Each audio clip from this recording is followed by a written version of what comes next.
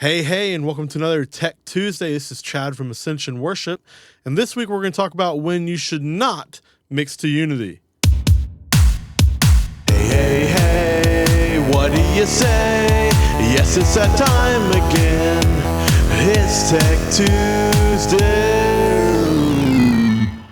So before I get too far, first of all, let me say for anyone who's going to try and argue with me on here, I do think there are times when you should mix to Unity, but today we're going to talk about when you should not.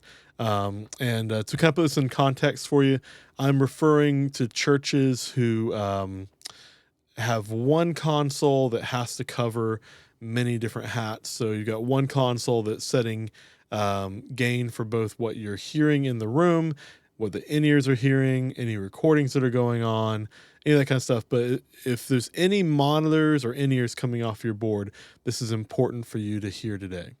So let's first talk about what is mixing in Unity and what I would say is the proper way to mix gain when you're setting up a channel on your board. So I'll put a link at the end of this video. We did a gain episode. It was like episode 2 of Tech Tuesday, and a real quick recap of that. When you're setting gain, so like if I was getting a kick drum going, I would have the musician play as hard as they're going to do during the service. Make sure they're not holding back on you. With your channel muted and your fader down, you would turn your analog gain up until you're starting to hit just into the yellow, but you're not anywhere near the red. And that way you've got a good, strong input signal coming in, because the gain is the most important thing. It affects everything else down the line.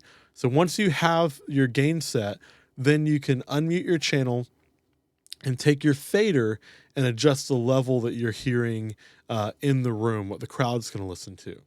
Now, what mixing to Unity means is kind of the opposite of that. Instead of using your fader for volume, your fader sits at 0, and you're using your gain to adjust volume. So today we're going to talk about why you should not do that on certain instruments, because what that's going to end up doing is affecting your in-ear mixes or monitors, whatever that you're using, but also anything that you have going on in that channel strip, like compression or gating. So it's very important that you understand the gain structure of your console and how this works. So a really quick example of this, here is something I mixed recently. We've got a full drum kit here, and I set the gain exactly as I just described, going into the yellow, but nowhere near the red. And then I adjusted the levels to what I thought would sound good in the room. Now you'll notice the kick and the top snare are very prevalent, as are the toms. I like toms. But the things that aren't very loud in the mix are the bottom snare and the overhead mics. There's a couple reasons for this. One, the overhead mics were only adding so much to the mix, because in this particular room, there was no cover to their shield, so there's a lot of cymbals that were kind of coming out on their own. But two, with things like overhead mics, your hi-hat, your bottom snare, if you gain them up properly, they are still going to sound very loud in comparison to other instruments, just because of the nature of their dynamic range and where they sit, musically. You would not want your bottom snare to be as loud as your top snare, because it doesn't sound natural to what the snare drum sounds like in the room. It's just how the physics of the sound works.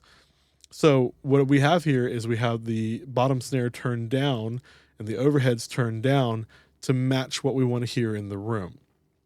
Whereas if we were mixing to Unity, someone would mix it to look like this, where all the faders are around 0, and they're using their gain control to adjust the overall volume that you're hearing.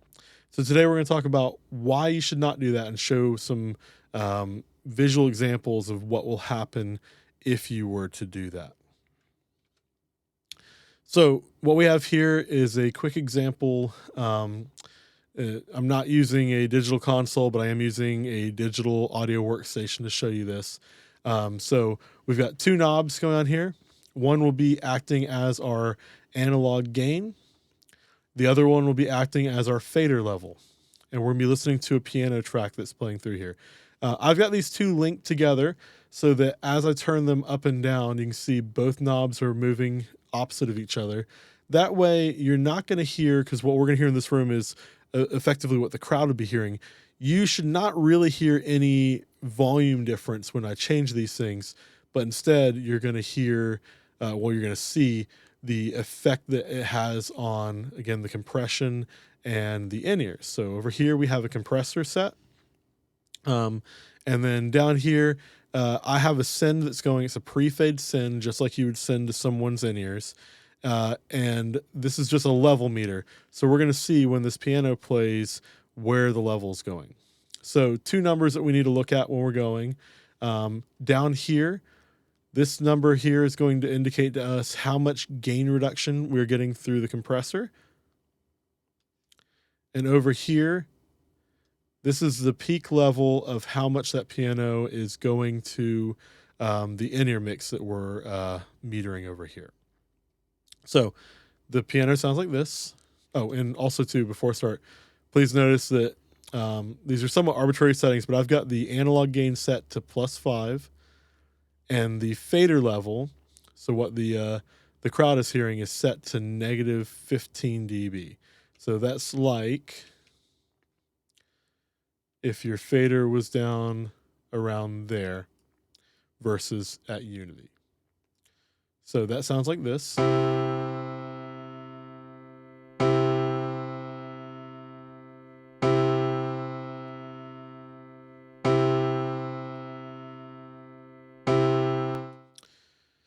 So if we look on our meters here, our compressor is compressing at 5 dBs of gain reduction. And our in-ear mix would be hearing the piano at a level of just under -6, so -5.9. If I then take and set this, again, like we were doing this at Unity, as I turn my fader up, I would then have to turn my gain down 15 dB. And so now this level, which is effectively feeding these two things, you're going to see our levels are going to change. Let me reset my meters.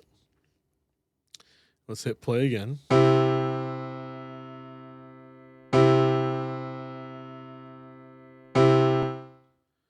So just a moments ago, we had 5 dB of compression going on.